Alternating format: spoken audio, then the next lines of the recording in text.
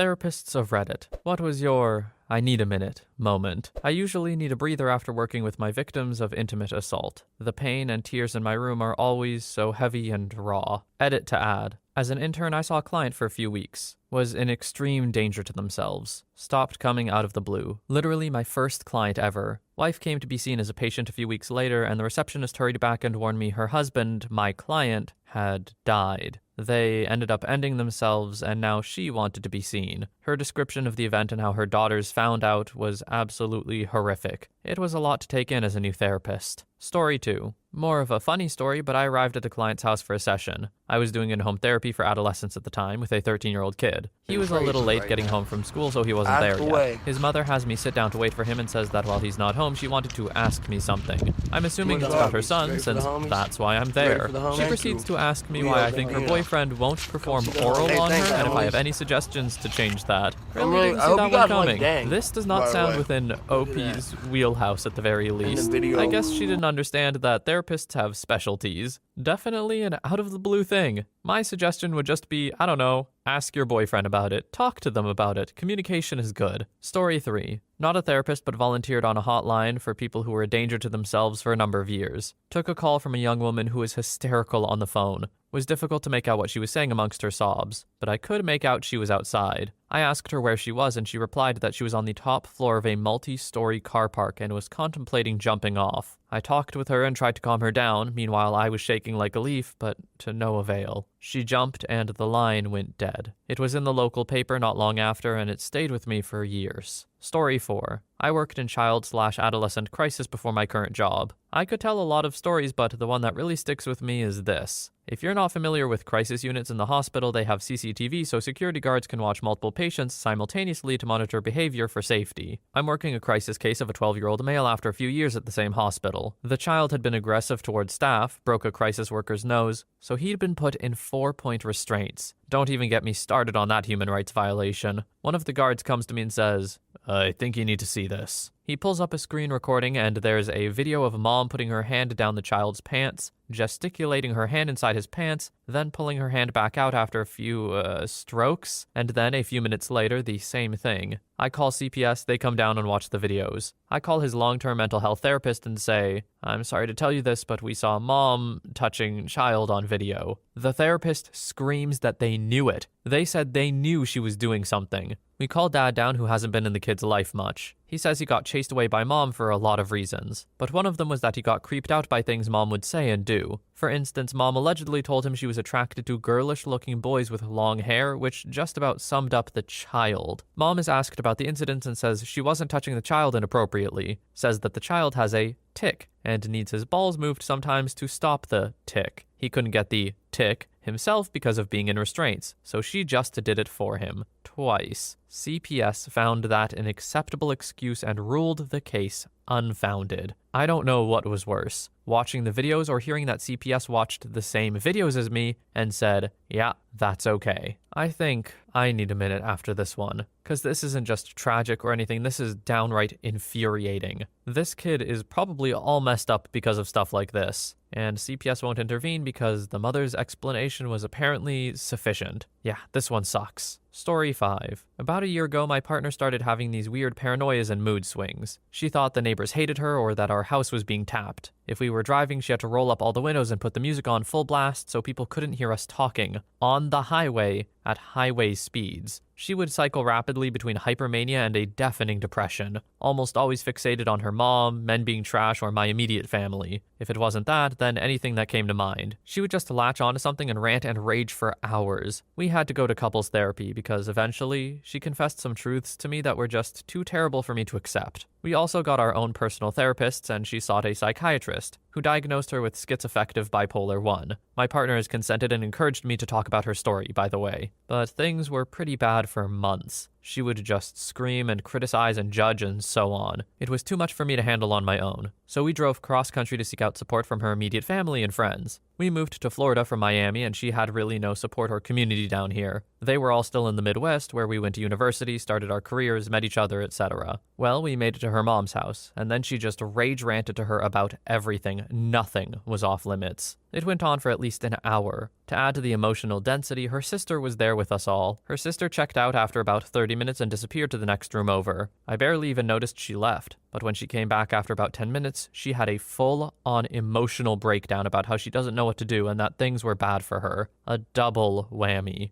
At this point, I was just so worn down and demoralized from it all that I couldn't even respond or try to diffuse or anything. I just sat and stared blankly at the fake flowers on the table. She would occasionally fizzle out, but that refractory period was short. Those few moments were almost euphoric. I sob daily. I'm personally just gutted by the confessions. I can't even begin to describe the sorrow I feel for her and what she's going through. I don't know what will come of us or this, but there really isn't much recourse for me right now. Her entire family is literally incapable of providing any meaningful emotional support. I feel stuck and almost crazy. My reality feels distorted, like I'm in an alternate timeline or universe. Sometimes I feel like I'm hanging on by a thread, but I promise I'm diamond handing that thread forever. I know that I'm processing trauma and shock among other things. I can still discern the true reality from the distortion that's been creeping, but I'm convinced that without my therapist, I would have lost it months ago. Folks like you, therapists, as well as the work you do, are so crucial to the health and well-being of us all. I'm grateful every day for the service that you and your colleagues provide. I don't know where I would be without it, and I can't even fathom that possibility for my partner. You are a warrior fighting near imperceptible battles, and I witness your courage. Thank you for sharing your responses and creating spaces to share about these things. Story 6. Not a therapist, but social worker who works with traumatized children. We got this underage girl who was raised by a mother suffering of Munchausen by proxy syndrome, which essentially means the mother pretends that her child is sick to get attention and pity. This goes as far as poisoning her own child or even mutilating them to have a reason to seek doctors. The mother in question was incredibly abusive even when her daughter got taken away from her. For some reason, officials never took child custody from her, which made it easy to have influence on her daughter's life. She specifically used it to tell her daughter that she loved her, and she will always be there for her. But every time stuff actually hit the fan and she needed to be there, she wasn't. One day her daughter got pregnant, but the child died within a few days. So an abortion needed to be done ASAP to prevent pregnancy poisoning. All she needed to do was grant permission by email, but although I called her several times and she assured me she would send it, it just never came. Her daughter was forced to have her dead, unborn child in her womb for 3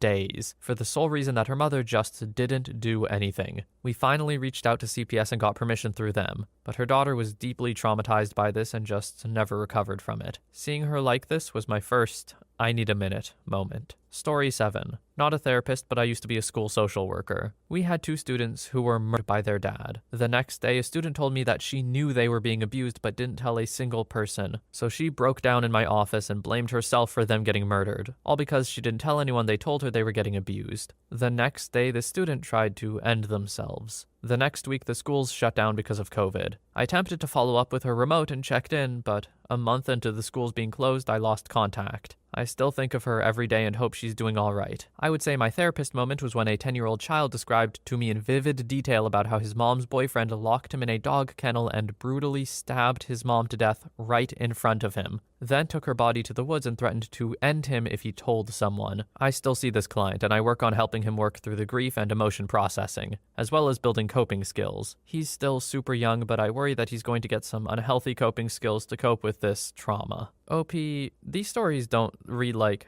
I need a minute. It reads like, I need a few months. This is a lot of stuff, and from kids, it's even worse, and I have nothing but respect for therapists and social workers of all kinds. The good ones, at least. I've heard of some pretty bad social workers. Not many, but the ones that I have heard of were pretty bad. That aside, though, the work these people do is incredible, and also super necessary, despite it being kind of invisible sometimes. Story 8. First internship on my path to counselor, and I was working in a funeral home under the grief counselor there. Grief and trauma is my focus. We were taught to be strong and supportive to those grieving, of course, and if we needed to cry, go in the back or to the bathroom. I escorted an elderly lady to view her husband before the service. I helped sit her in the chair in front of the casket and was standing behind her when she stood up and laid on the casket, bawling her eyes out, declaring how much she loved him, missed him, and begging him not to leave her and to come back. That totally destroyed me. I immediately started crying behind her. She stood up and I sucked it up to help her walk back into the hall to start greeting guests. I thought I had done a good job collecting myself, but my mentor took one look at me and said, softly, "Go to the back room," which I did. I completely lost it for a few minutes, cleaned up, and went back to help with the service. I definitely needed that minute. When you are working with people directly at the peak of their grief, or at least fairly close to it, yeah, that's gonna hit you pretty hard, OP.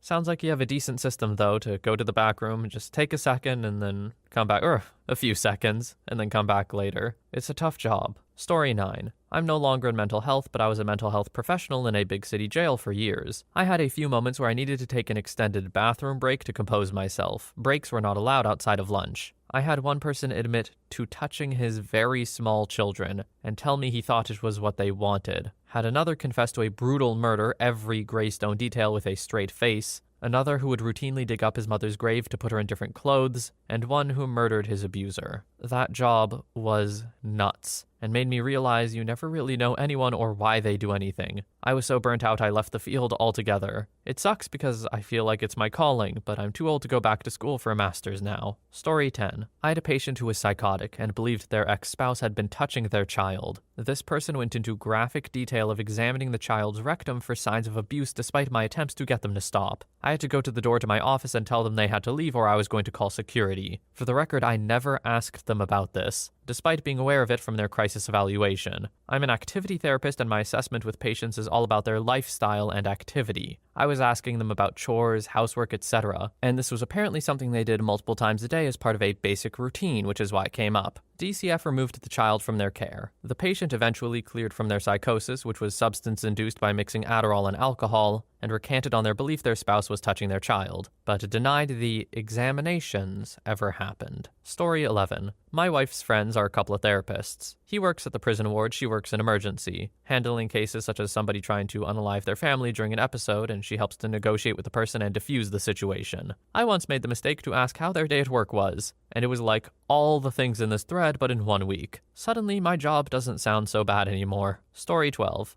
I worked with a veteran and he was talking about his experience. He told me about how one time they got orders to attack a bus because there might be a high-value target on it. So he said they absolutely blew the crap out of the bus with bullet holes. He said the bus looked like scrap metal by the time they were done, and everyone in the bus was very obviously mutilated and dead. Women, children, and men. Turns out, there was no high-value target. They just murdered these people. He said that there was one man that was hanging out of the bus with his pants ripped off and he had a huge dong. His response after looking over the bus with his squad was, "What a waste of a huge dong," and that he and his squad mates, or whatever the term is, all laughed about it and moved along. He said that when he hangs out with them now, years later, they look back on that story as one of the funniest times in their career. The thing that got me was that he truly did think it was a funny experience. He did not care about the people they murdered. I wasn't sure what to say or how to respond. The lack of empathy revealed a lot to me, and just the horrors of war and brainwashing that goes into making a soldier and turning them into a machine, and the squad mentality that they have no one to be accountable to except each other. No remorse. Yeah, I can't think of any other term other than brainwashing for this, admittedly. There are people out there with that lack of empathy, but not a lot of them, I don't think. And I also don't think they somehow all end up in the army.